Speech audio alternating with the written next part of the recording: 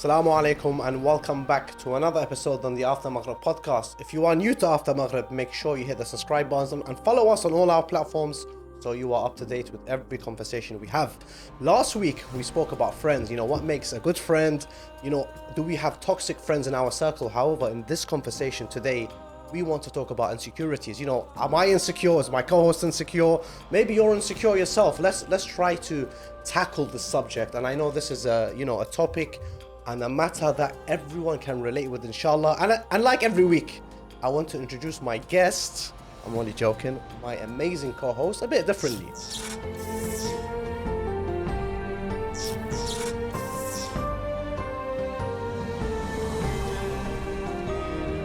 أحمد الشيعي شنو عنده؟ عنده عباس. السلام عليكم. السلام ورحمة الله. Firstly, Sayed, happy birthday. ما thank شاء you. الله. اللهم صل على محمد وآل محمد. Thank you. Happy birthday, Sayed. Much appreciated. You're turning 21 today. MashaAllah. I thought I was turning looking 19. younger by the day. MashaAllah. No, looking good, Sayed. How's your day been? Wallah, alhamdulillah. Thank you. Yeah? It's been good. Family, friends, what's been the plan? So far, I think I'll leave the plans off air. You're insecure about that? No. How do you feel about your, if you don't mind me asking, how do you feel about your age? Because obviously now you're at a stage where, that the Y word, youth, is kind of escaping us both. No, inshallah, I'm still young. No, you are, of course. And I know we're going to do a podcast on I don't know. getting old. It's a serious question, and I always tell people, the more you age, you just end up gonna die. I might be negative with birthdays, and I hope I don't sound negative when it comes to it. Yeah. I don't see as like a milestone I've reached or anything. It's just another day. Yeah. This is a day to celebrate. Maybe being here for an extra year. Inshallah, Allah give you a long life. Inshallah, many more years where we can see your grandchildren. Inshallah, I mean, and guys, if you, like Sayed said, if you're new to the channel, hit that subscribe button. We are nearly at a year of After Maghrib, which is mental. Crazy, huh? SubhanAllah, isn't it nuts? So speaking of birthdays, and to be honest, I remember when we started filming last year, I remember when Sayed Ali's birthday, I think it was the first episode we recorded, it was your birthday. Okay. So it's crazy. We've gone a full 365 days. The channel is growing a lot. Alhamdulillah, we are doing more and more stuff with your support, guys, and we're also launching some new stuff, so stay tuned. You'll probably see some new stuff this coming week on our channel with a new show that we are trying to get started, so we're going to need your support on that, inshallah, guys. And also, slightly off topic, we also have a new man behind the scenes today, our dear brother Yasser. Assalamu alaikum. Wa alaikum assalam wa rahmatullah. How you doing? I'm chilling right now. What are you guys saying? All good, bro. All good. Good to have you on. If you listen to the podcast, Yasser is one of our younger team members, and obviously he's been in and around kind of the recordings. But it's a nice time he's got his own mic. About time. It's good to be here on the other side. I'm scared the fact that he's got a microphone. I'm worried. Yeah, we're Get ready. Get ready. Yeah, so it doesn't hold back. We're in trouble. Sayed, where should we start on this conversation? I think I'm going to go straight in. Do you have any insecurities? Of course. Can you name us two? If you're comfortable sharing them. I'll tell you why I don't think I can. Okay. Oh, here we start. I'll tell you why. Tell us. Bismillah. I don't think an insecurity is an insecurity if someone is not insecure about it. Common sense dictates, right? So if you understand it, of course, an insecurity is something which hinders one's capacity to grow. And because of that, they're unable to address it and accept it and therefore resolve it. So I feel that it remains an insecurity for as long as you're keeping it private, you're keeping it hidden, it's buried deep into your soul. So now you're going public. What do you mean? No, but that's the first thing I want to say. So obviously, any insecurity is kept an insecurity because people either don't accept it or B, don't even know it exists. Okay. So my humble opinion, I feel lots of us have insecurities that we don't even know we have. So for example, how we look, how we walk, how we talk, who we are friends with, who we have grown up with, some of the things we do in private, some of the things we do in public. A lot of these things are insecurities, but we may not realize them until we reflect upon them. Okay. So until someone brings it to your attention, by the way, Ahmed, why are you doing this? Doesn't suit you. You're better than this. You become conscious about it, and it becomes an insecurity. And at that point, it remains with you until you address it. So for this sole reason I feel that it's completely natural to have an insecurity. And I think whether you're a guy or a girl, or you're old or you're young, it doesn't have a bearing on whether you have insecurities, what type of insecurities you have, or how many insecurities you have. Everyone has some form of anxiety or worry about themselves or their surroundings. So that's what I would say in response to your question. But you still haven't given us one example. I think if I had to name one If you're insecurity, comfortable. yeah, Sorry, I'm okay, asking. fine, okay, fine. If I had to name one insecurity, it'd be my past and how I feel about it now. So when I reflect on my younger years, particularly, and I think about what sort of guy I was, who I was with, what I was doing, how I acted and behaved, a lot of that comes with regret, remorse from my end. And obviously, this is the beauty of our religion. Allah subhanahu wa ta'ala tells us not to ponder too much about these things. Right the wrongs that you have done with people, seek forgiveness from Allah subhanahu wa ta'ala, and then crack on with your life. Don't let it drag you down. You know, and there's obviously we can go into the religious angle of it because there's a lot of hadith, a lot of Quranic ayats which discuss insecurities directly or indirectly. Okay. What about you? It's just interesting to hear. What about me? What insecurities do you have, Sid? Or do you have any? You know, when you told, I think it was today we discussed what we're gonna talk about. Yeah. But I thought to myself, you know, do I have any insecurities before I come out here and talk about people's insecurities? I couldn't think of one.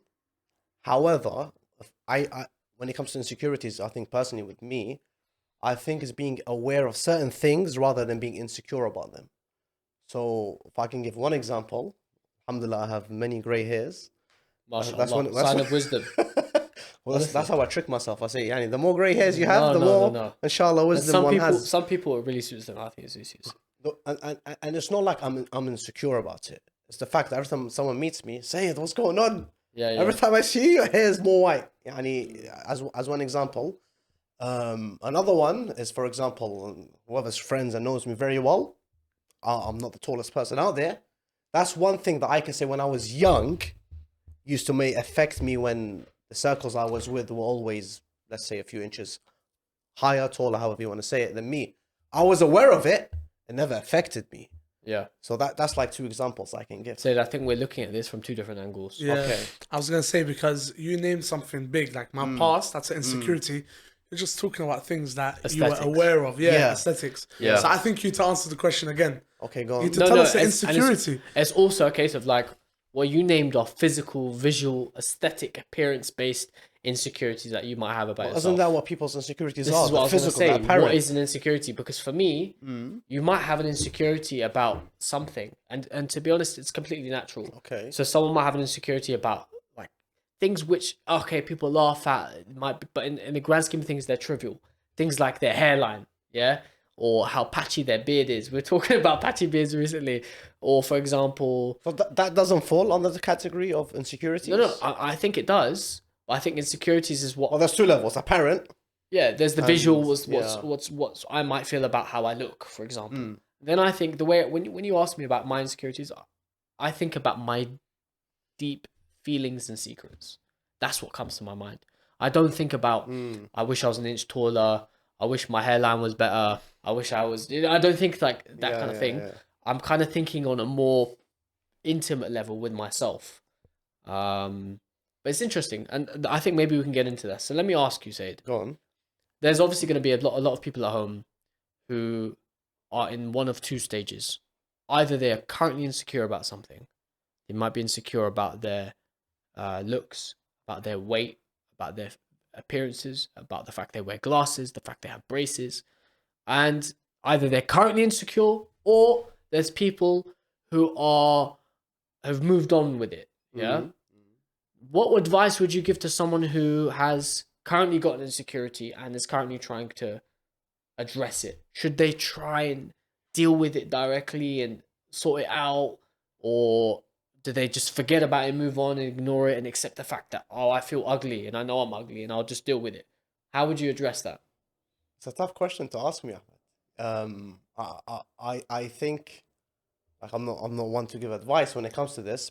I say this because I personally don't use the word suffer from insecurities, but I have never really thought about being insecure about something where I've lost sleep over, or I've hidden myself from society, because I know there's certain levels that people can face when it comes to insecurities.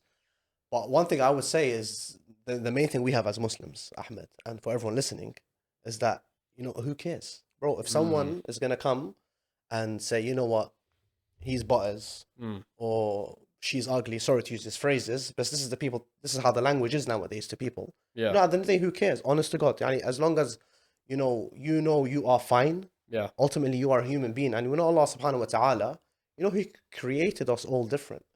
And the biggest proof that we are different, we are not the same as our neighbor. We are not the same as our cousins. We're not the same as our friend Haidar at college, whatever it is, yeah?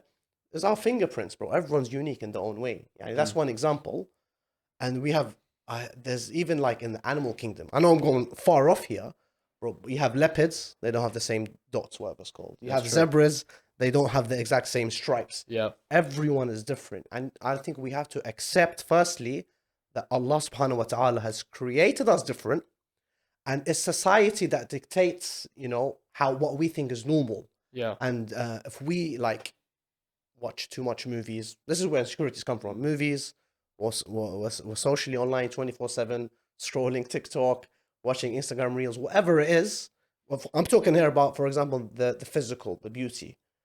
If we're comparing ourselves to what society dictates is normal and what's perfection and what's beautiful, we're going to suffer. But the moment we accept that Allah subhanahu wa ta'ala has made us differently and we're all beautiful in our own unique way, I think it's easy.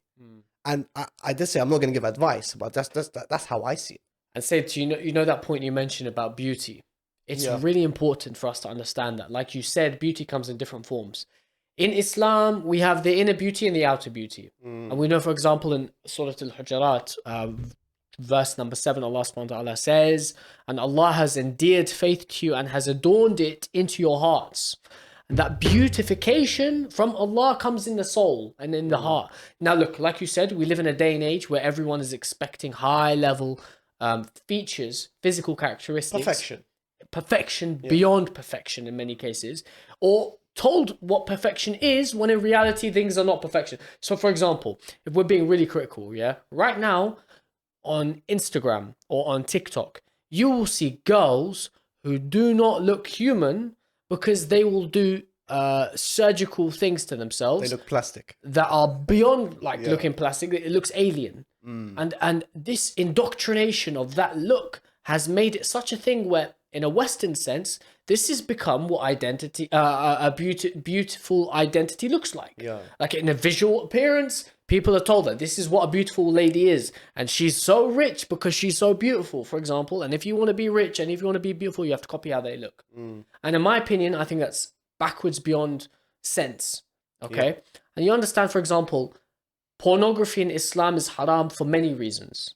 Many reasons. It's a spiritual disease. It's an addiction of many forms. But one of the many reasons why pornography is haram is because of the warped and unrealistic standards and expectations that a man may have of a woman or a woman may have of a man, which are not practical and do not resemble real life standards. Yeah. So, for example, when we talk about what a man expects of his woman in marriage or his wife in marriage, and if a man has suffered from pornography addiction in his younger years or at some stage in his life, he will enter that relationship with a distorted impression of what that relationship should look like based on his previous addiction, for example. And that all comes back, it stems back to what he perceives to be beauty. Yeah. And unfortunately so, like you said, Sayed, a lot of the time we perceive beauty outwardly and we perceive it on the visuals and the aesthetics of someone's soul, someone's body, as opposed to their soul and their heart. So all in all, I think that it's naive for us to judge beauty by our looks. However, if you don't mind, I've got one or two last things I wanted to mention. At the same time, you have to take care of yourself, right? So you have to look after how you look. You have to accept what Allah has given you, but at the same time, look after yourself. You know, for example, there's a hadith about dressing well when you enter the mosque. Yes. Rasulullah Muhammad sallallahu alayhi wa sallam says that it's makruh to smell bad, to the point that if there's anything you can be extravagant in, it's your perfume and your fragrance, for example. So smell good, look good. Go to the gym, get haircuts, do your beard, do your eyebrows. If you're a sister, you can look after your features and whatnot, and obviously makeup within boundaries of your sharia and who you follow and so on. Of what's allowed to show off the hijab, basically. What's allowed to show and what's fiqh allows, okay? But don't, for example, be someone who you're gonna leave the house and you're not showered and you're wearing pajamas. And this is another thing about marriage which I really appreciate, because you have expectations from your spouse. My wife, I remember, in my early days of marriage, my wife would tell me, "Why'd you leave the house wearing trackies and hoodies all the time? Look good, put in some effort." So I would be like, okay, you know what, fair enough. And now, like, I'll leave the house and I'll say to her, "Do I look good enough for you?" It's been like a few years, but I'll still ask her. SubhanAllah. But it's nice because it obviously helps the relationship as well. Oh, that's true. And it's funny you bring that up, because I'm trying to think now, since I've been married, I don't remember the last time I chose something to buy. It's always like my wife will like, wear this suits you, you should buy that, let's get that. MashaAllah, she's got good taste. Inshallah, beautiful guy.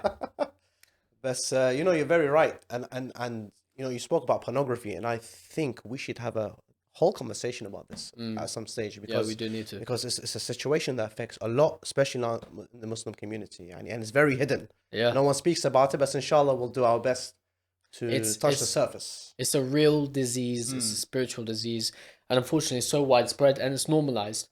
And of course, obviously, even on a more quote unquote societally acceptable manner, you see pornography in mainstream film and TV and music and whatnot. So you could be watching Netflix and you'll see a scene which is inappropriate to watch with your family, or you're like in a shop and there's a screen with playing music videos, for example, and that will have like girls or guys dancing provocatively. Like that kind of stuff is haram.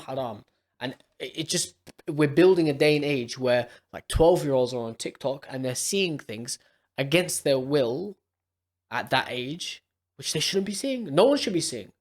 Why are kids watching this? Do you know what I'm saying? It's completely backwards. And obviously, like you said, we need a proper conversation about this. Let me ask you a question now. Go on. Now, we talked about the outwardly imperfections someone may have, and everyone is beautiful, and even if they don't feel outwardly beautiful, of course they'll try their best to work on it. But how does someone appreciate their inner beauty? How can someone appreciate the inner beauty? It's, bro, that's a deep question. If you want to appreciate your inner beauty, first you gotta learn, I think, to love and accept yourself. The inner beauty here is not the apparent. It's your manners, your akhlaq, the way you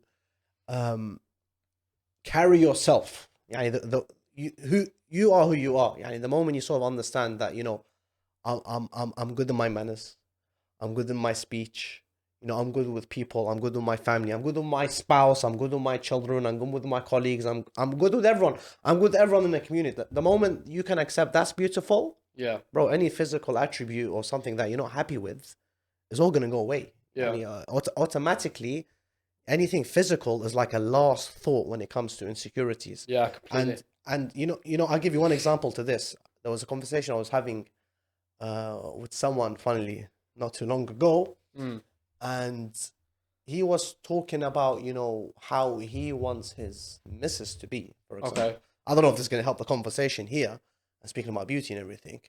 And he was like, I want my wife to be beautiful, because I don't want to come home, or I don't want to go out with her, I don't want to go to my family high, and she's not paying is the term he used. Forgive me if he's listening.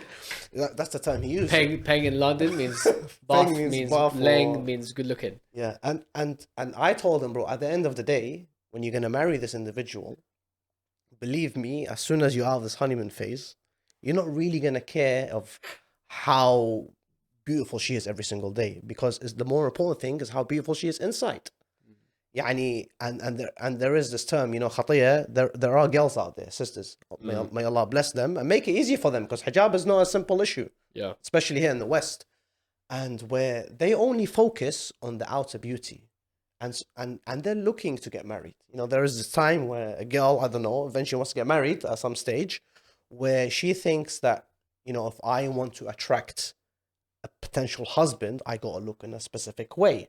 So she will. I don't think that's wrong though, Sayed. No, it's not wrong. No. Yeah. No. But she forgets the main core of marriage. Right, Yeah? I see what you mean. Where her only emphasis on, getting ready for marriage is how do I look? How do I present myself physically? Yeah. The apparent, so I don't want to get into makeup and things like this. Yeah. But if you look at it deeply, bro, you can look as beautiful as you want to look. You can look as buff, as pink, whatever word you want to use, as you want. Yeah. At the end of the day, the person you want to marry, if all you're gonna focus on is how beautiful you look, bro, he can look at thousands of other beautiful girls. Yeah. The only difference is your husband. I'm speaking as a guy. Your husband, he wants to look at your inner beauty. That's very true. He wants to look at how your akhlaq is with him, with your children. How you carry yourself at home. How is your haya? These sort of things is what attracts a man. It's not just the physical out. And to be honest, Said, you're like with guys, and guys at home will know this, but guys, unfortunately, Allah has given us that task of lowering our gaze, and purely because Allah knows that for guys it's hard to lower your gaze. Every guy knows, right? It's a hard task, but what attracts a guy, in my humble opinion, is, like you said, say, the inner beauty of someone, and it's magnetic. Yes. When you find someone that you like being around, like as a guy, you enjoy everything about them, Enjoy their the company, company. yes. Yeah, like you're pulled to that in a different way. But it's interesting. You mentioned about sisters in preparation for marriage, and I agree with that. And I think the same also applies for guys. Obviously, you get guys who will get a haircut every 7 days, who will spend hundreds of pounds on their. Yasser's looking at us with a haircut. Naiman on your haircut. MashaAllah. Naiman. You get guys who will get haircuts every few days. You'll get guys who will drench themselves in aftershave and buy the newest sneakers and the tightest tuxedos for weddings and whatnot. But they're rotten to the core, and they've done every haram act that you can imagine. Yeah. But they'll show face in the mosque and they'll look good, but their inner soul might be rubbish. Do you get what I'm saying? And I think this applies, of course, to all communities and all people. For example, sisters and brothers, and of course, inshallah, we're not amongst those people. But you get that across things, across kind of demographics. And I don't think by the way I'm saying is don't look presentable, don't look good. Of course, bro, you have to look good. And I think it's important. But work on yourself as well, Ahsant. like inside. Ahsant. For example, like you said, appreciation of Allah and getting closer to Allah and understanding that Allah has made you beautiful. Man arafa nafsuhu faqad arafa rabba. And we understand that if you understand yourself, you'll understand Allah. And if you appreciate yourself, you'll appreciate what Allah has given you. And the bounties Allah subhanahu wa ta'ala has given us. And in these kind of blessings, that beauty comes in many forms. The ability to perceive and to use your intellect, the ability to empathize with people, the ability to have emotional intelligence. Like these kind of things are they transcend physical ability and they transcend the five senses. Do you know what I mean? So I think that's something for us to consider. I want to ask you about insecurities outside of the physical. Okay. Now, insecurities. In fact, let me ask Yasser, because obviously Yasser is a bit of a new voice for a lot of the listeners. Yasser, for people, firstly, can people have insecurities about themselves when it comes to their reputation, their family's name, their wealth amongst their friends, this kind of thing? What do you reckon? Wealth around their friends, I think they can be insecure about that, because I see a lot of people there with their friends and they realize, I'm broke compared to my brethrens. They have more money than me. Or, for example, you said about their reputation, because I spend a lot of time with people in the community and they're very cautious of it. They're like, I shouldn't be doing this, or why did I do that? Because it's going to now ruin my reputation, ruin my name, ruin my family's name. So as well as that, like taking care of your sum'ah, your reputation, it's also an insecurity. Like, why did I do that? It's now causing you a bit of anxiety that why did I act this way? Or why am I acting this way? Because now it's ruining me. Yeah, but is it wrong, for example, to have an insecurity about your family reputation or the people you associate with? I don't think so at all. I think it's actually a good thing, because if you're cautious of it, then maybe it'll fix your actions. So that's not insecure. By the way, I think this goes in both ways. Yeah. Because if you're insecure of how people see you, that means you care about people and not Allah. Firstly, but it helps you get closer to Allah, because sometimes when you want to worry about your sum'ah, your reputation, sometimes it stops you doing haram. Yeah. Sometimes it stops you going certain places, mixing with certain people and avoiding, satanic acts and whatnot because of your sum'ah. Or you remember, for example, I am from this community, or I am the son of XYZ. Why am I doing this? And if I have, there's if I have my expectations on you. family, for example, as role models of what makes a good Muslim, why am I going to go to these places? But again, is that an insecurity? It might. This is the thing. I think it plays with if anxiety. someone's insecure about, let's say, their wealth, Mm. like, and you guys mentioned this before, but do you remember we talked about friends? We talked about how some friends, for example, don't have the means to go out and chill every week. Yeah. Now, someone might be insecure about how much money they have, and they don't want to look like they can't be amongst such people or whatever. So, by staying away because you're not insecure, but because you're conscious of your circumstances, you might avoid doing things like overspending, spending on the irrelevant things or lavish things, being trivial with your money, that kind of stuff, which then obviously leads to the further sin of wasting and asraf and being extravagant and whatnot. Like, that kind of thing is obviously an insecurity one might have, but you can channel that from an insecurity to become like a trampoline. Do you see what I mean? To kind of push you into doing goodness. Do you get Ahmed me? Abbas on the trampoline. Yeah. Say it's your birthday. We got to take you trampolining. I'll take you to the bouncy castle. No, but speaking about this point, wealth, Yeah. and security. It's I just had this thought right now. I've seen two sort of avenues or groups when it comes to having wealth and insecurity. And I think a lot of rich men out there, a lot of wealthy men who are like filthy rich, if I can use that term, they like to show to the world that they're full of money, that they're loaded. And I don't think they're insecure, but I think they're insecure about the image that they want to continue to show the world. Is that I've got wealth, I've got money, so they have to, always have to, Show off. be sort of cautious or aware of how they dress or where they eat or how they spend their money. I don't know if you understand my point. Yes, And then you've got That's that the standard. accent. Yes, So there's like a certain level where you never want to drop under. Once you've reached that stage, is that, okay, I don't want to show the world that, for example, I don't have that wealth any longer. Sayed. Then there's the other side. Yeah. Sorry, before you go there. There's the other side where you see the most richest of men. You can't even tell they got money, which I love. Because and we have certain examples out there who are even non-Muslim, where they have the wealth of the world. As bro, they're so humble in their dress, in their charity, in everything. So there's always two sides. So there's like Two sides two to the types coin. of people. Yeah, and there's two types of people that just came into my mind when you were saying this. When you think about like Jeff Bezos, Elon Musk, Donald Trump, people like that who are mega super wealthy. All of them have insecurities, and like look at Trump as an example. Bro, the guy is 75 plus years old. He's got orange skin, fake blonde hair. He will and plastic surgery all over his face. And the guy has nothing to prove. He's been the president of the most powerful country in terms of as a hegemony, right? Across the Western Hemisphere. He's one of the richest men in his country, or definitely one of the most influential worldwide. Why is he insecure? He's clearly insecure about something, right? Yeah. And then you look at, for example, Jeff Bezos. Anyone who wants to know what Jeff Bezos is insecure about, just Google him. Look at Google images over the last month. You'll see what he looks like, what his wife looks like, and so on. I don't want to get into it because I don't want them sending shots at After Maghrib because we're in big trouble. Jeff Bezos comes to After Maghrib. Sponsor the podcast. Yeah, Amazon. But then on the flip side, in Shahr Ramadan, I was speaking to a friend of mine who was doing some fundraising work for a charity. So he said to me, do you know anyone? Like he asked me, can you introduce me to someone? So I gave him a contact of a close uncle who I know. Like he's a family friend and I have high respect for him in another community. So this guy went to meet him. He called me. He's like, are you sure I've got the right guy? I was like, yeah, why? He's like, bro, this guy, he looks dusty. I'm like, what are you talking about? He's like, his hair's scruffy, his beard's scruffy, he's wearing old like clothes and he's driving some bust up Honda Civic from 2001. He does not look like he's doing well. I was like, are you sure you got the right guy? He said, yeah. I was like, did you ask him his name? He said, yeah. I was like, bro, this is definitely the guy. SubhanAllah. That uncle gives tens of millions of pounds to charity.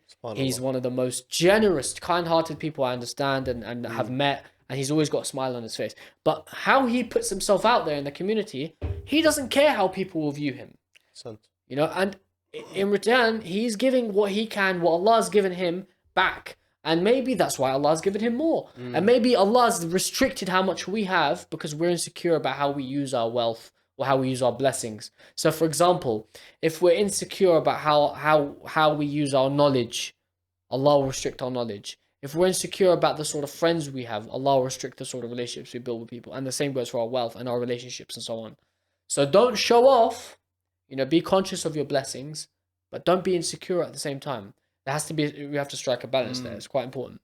No, you're right. You're right. And you know, if I can just go to the spiritual side of being insecure, I remember, you know, when I think I was either 18 or 19, I had a friend, you know, we'd go mosque together, we'd go Husseiniya together, and he would never pray in the Husseiniya. Never ever pray in the Husseiniya.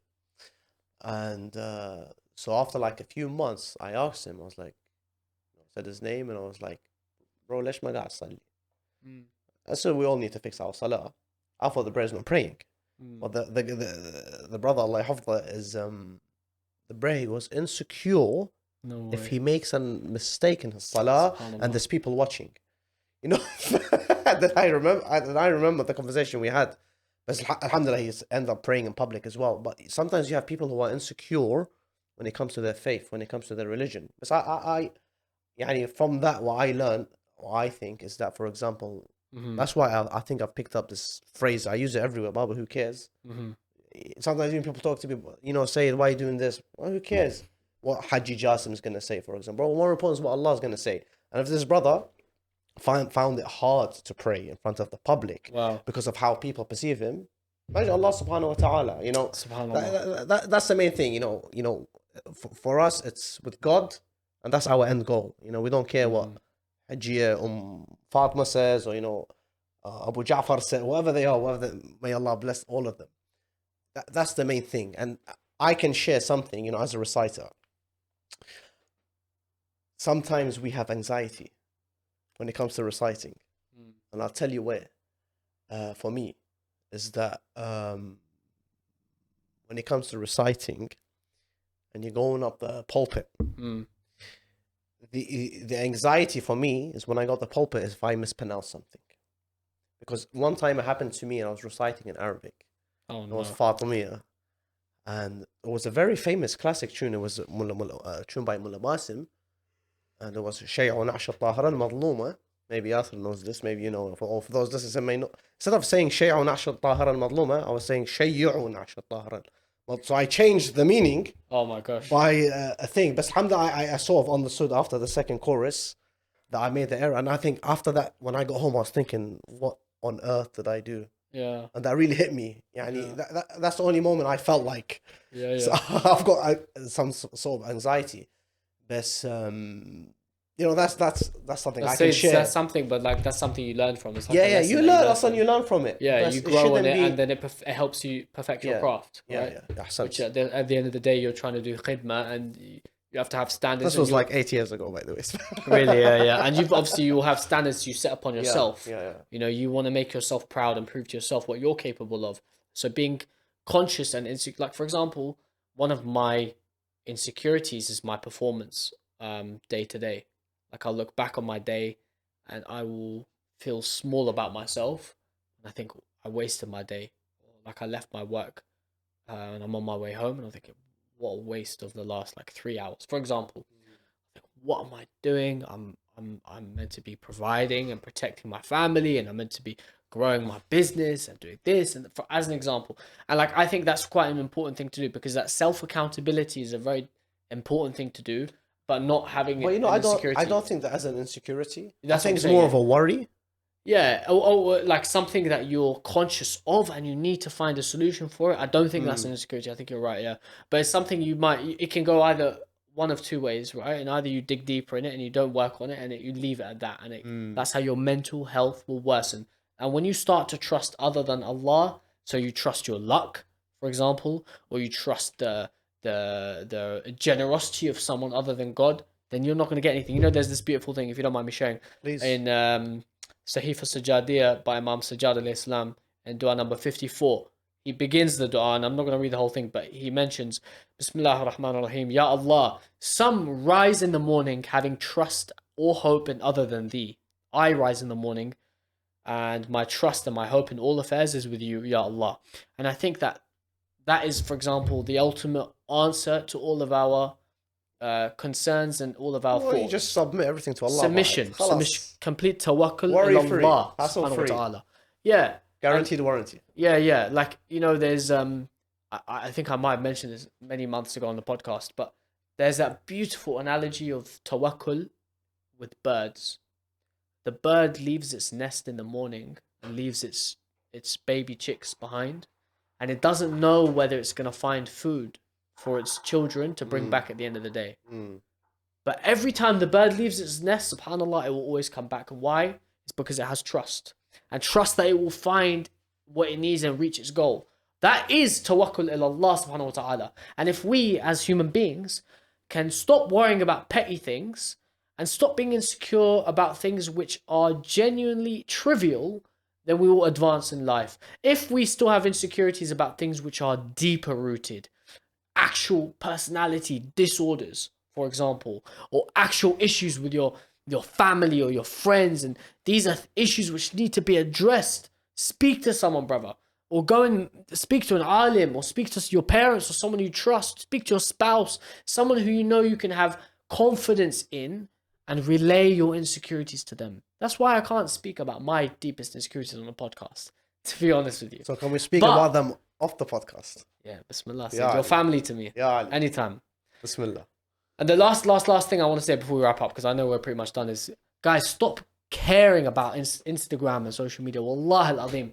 Who cares how many followers you've got?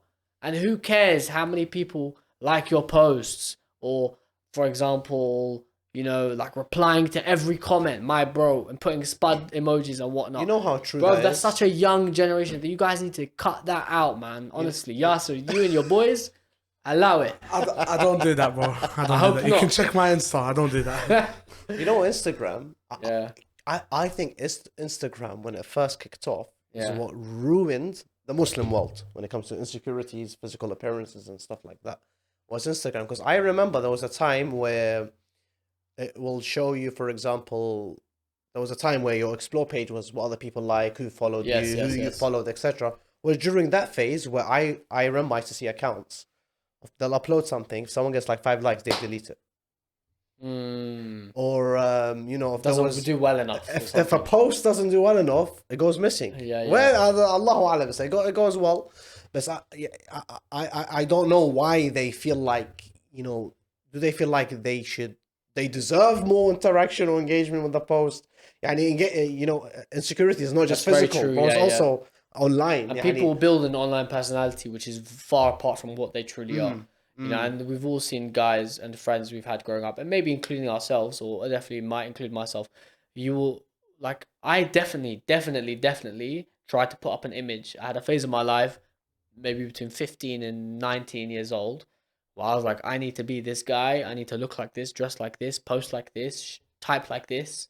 Like, it's embarrassing. And look where you are now. Did it matter? I didn't grow. Did it matter? No, of course not. It doesn't matter. You look back on these things and you just wish that you learned these lessons earlier. But this is what growth is, right? Alhamdulillah ala kulli hal. Alhamdulillah. Yeah. Alhamdulillah. Honestly. Good discussion. I liked it. Yeah, it was nice. It was different. Yasser, how's your first time behind the scenes, behind the camera, behind the microphone? I enjoyed it. It was actually quite nice being on this side. We'll be seeing more of you. Inshallah. Habibi. Yeah, sorry. All right, guys, nice to tune in with you, and we will be back next week, as mentioned before at the beginning of the pod. Firstly, subscribe to After Maghrib if you haven't already. Secondly, stay tuned on our YouTube channel because we've got big things coming up, a new show's coming. We want you to be there when it drops, right, Sayed? Mm-hmm. It's gonna be exciting. We'll get the drum rolling, inshallah. Yeah. And lastly, guys, stay tuned. We're gonna be doing a special episode for our 50th podcast, inshallah, celebrating 1 year of After Maghrib, which you've made happen. I saw a statistic which is crazy. It's like 5% of podcasts make it past episode 5, 0.3% of podcasts make it past episode 25, and it's like 0.01% of podcasts make it to episode 50. Alhamdulillah, we have made it to that milestone. Alhamdulillah. Salawat ala Muhammad wa ala Muhammad. Allahumma Allahumma salli ala ala Muhammad wa Muhammad. All right, guys, we'll see you next week. Assalamu alaikum wa rahmatullah wa barakatuh.